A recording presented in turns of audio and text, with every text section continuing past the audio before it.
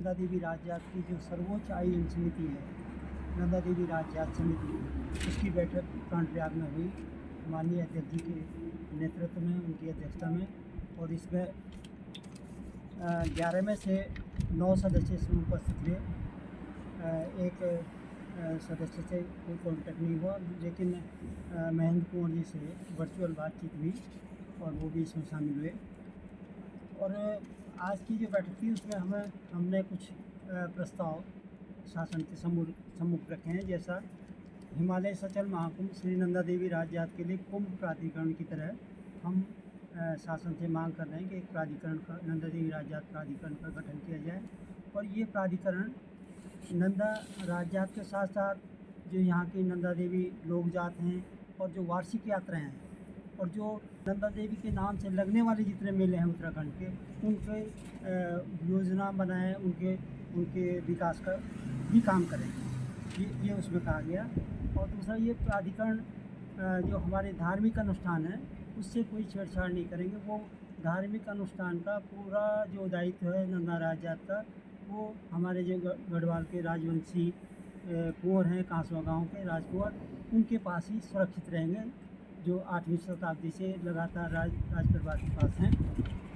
दूसरा प्रस्ताव हमने ये किया कि तहसील और जिला स्तर पर उप जिलाधिकारी और जिलाधिकारी के स्तर पर समितियाँ गठित हुई यात्रा की, जिसमें उस तहसील की जितनी यात्रा से संबंधित जो यात्रा मार्ग हैं, सहायक यात्रा मार्ग हैं, उनके विकास के लिए वो काम करें, ये तहसील स्तर पर और जिला स्तर पर।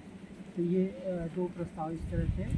और तीसरा प्रस्ताव हमारा था कि भारत सरकार की जो 2026 और 27 का जो बजट आगामी 1 फरवरी को आने वाला है पार्लियामेंट में, उसमें हम ये मांग कर रहे हैं कि इस पूरी यात्रा का, क्योंकि ये पूरा गढ़वाल रतों की यात्रा है, इसमें 5000 करोड़ का वो पैकेज है उत्तराखंड सरकार को। और उत्तराखंड सरकार से ये निवेदन किया कि वो इस प्रस्ताव को अपनी संस्तुति के साथ इसको केंद्र सरकार को भेजे। और दूसरा हमारा प्रस्ताव है कि राज्य सरकार का भी जो बजट है 26-27 का, उसमें भी इसके लिए राज्य सरकार अपने स्तर पर प्रावधान करे और एक नंदा देवी राज्यात मद का सृजन करे अपने वार्षिक बजट में, ताकि आने वाले 12 वर्षों में भी इसमें निरंतर काम होता रहे।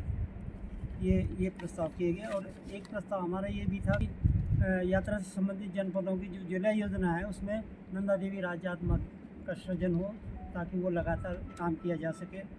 और नंदा देवी राज्यात का एक संयुक्त मानचित्र बनाया जाए, जिसमें जितनी देवी देवता इसमें शामिल होते हैं, डोलियाँ, छंतोलियाँ, उनको एक जगह पर ही सब लोग ढूंढ पाएँ। और एक अगला जो हमारा प्रस्ताव था कि बदाण की मां नंदा देवी के सभी पड़ाव घोषित किए जाएं तथा देवराड़ा और कुल्लू को पर्यटन के मानचित्र में दर्ज किया जाए। इस पर भी हमने राज्य सरकार से पुनः, ये पहले भी हमने कई बार प्रस्ताव भेजा, उस पर अभी तक विचार नहीं हुआ। हम चाहेंगे कि सरकार इन प्रस्तावों पर विचार करे।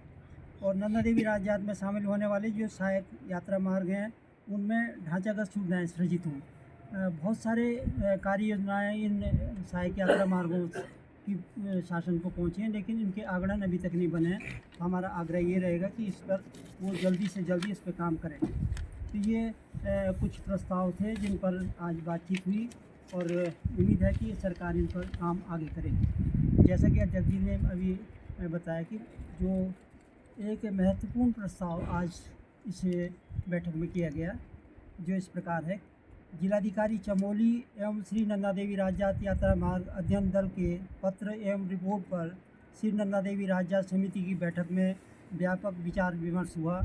माननीय सदस्यों का भी मत है कि मलमास के पर्वों के पीछे चले जाने के कारण नंदा नवमी 20 सितंबर 2026 को आ रही है। इस स्थिति को उच्च हिमालय क्षेत्र में तीर्थयात्रियों के जीवन को देखते हुए जोखिमपूर्ण है। अतः समिति ने सर्वसम्मति से निर्णय लिया कि प्रस्तावित 2026 की श्री नंदा देवी राज्यात का आयोजन होना संभव नहीं है।